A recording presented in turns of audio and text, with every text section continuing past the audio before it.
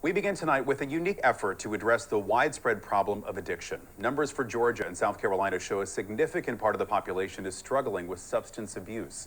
According to the Georgia Department of Public Health, all drug overdose deaths in the state increased by 55% from 2019 to 2021. In a recent survey, nearly 7% of Georgia residents reported using illicit drugs in the past month. Experts say the increase is driven in large part by the prevalence of opioids. In South Carolina, the Department of Health and Environmental Control says from 2019 to 2020, the total number of opioid-involved overdose deaths in the state increased by 59%. The total number of all drug overdoses jumped by 53%. Addiction is taking center stage in one low-country community, literally. It's a musical that highlights the struggle to overcome the dangerous and in many cases deadly compulsion. WSAV's Andrew Davis went behind the scenes and has tonight's top story. 50% of all teens say they've used a drug at least once, and it's that one time that can lead to many, many more and many worse things. It's the subject of a new musical being workshopped right here on Hilton Head Island with the designs on Broadway.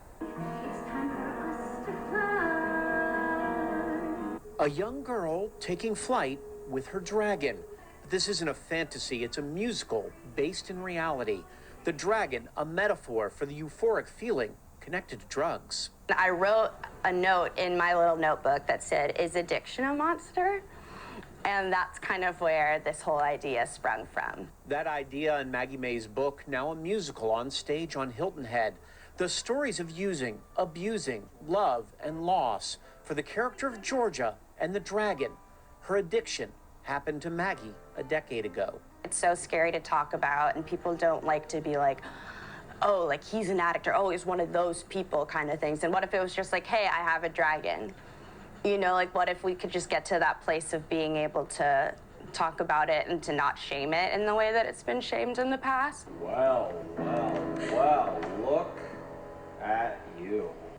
Maggie's script brought to life by the actors on stage and the music of Josh Faranas, a SCAD graduate. It's wild to come full circle, because here is sort of where I discovered my love for writing, my passion for writing music and songs. A project endorsed by the Betty Ford Clinic. It goes beyond the stage for both Maggie and Josh, but rooted in real life. The idea of this is to walk away and share it with everybody that you know, to hope that people can see themselves. You see the struggle and the reason why people take these drugs and what happens to them through that journey, and see it from an empathetic side. I hope that they feel empowered. I hope that they feel compassion. I hope they learn something that they didn't know before. I hope that they have hope. They see that there's a way out. Can we take this one day at a time under the bridge close water? From here in Hilton Head, this musical will continue to evolve with the hope that it ends up on tour or maybe even on Broadway. It's Maggie's dream to bring it there, not just for her vision, but to give others help and hope. Andrew Davis, WSAV News 3, on your side.